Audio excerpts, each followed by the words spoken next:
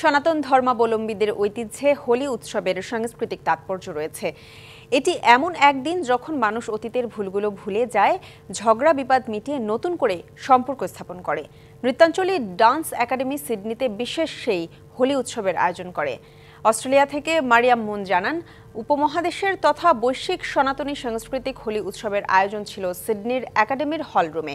নৃত্যাঞ্চলী dance একাডেমির কর্ণধার রাজেশ ও মৌসুমী সাহা দীর্ঘদিন ধরে এই উৎসবটি আয়োজন করে আসছেন।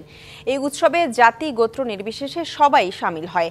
এবছর রমজান হওয়ায় হোলি উদযাপনের কারণে একাডেমি ইফতার ও হোলি ইভেন্টকে সমন্বয় করে নতুন এক বাঙালি সংস্কৃতির ধারায় সূচনা করা হয়।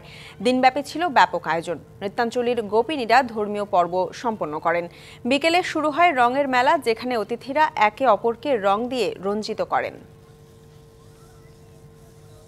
উৎসবের খুশি হবে নগদে বেশি, কারণ ঘন্টায় ঘন্টায় আছে গিফট জেতার সুযোগ।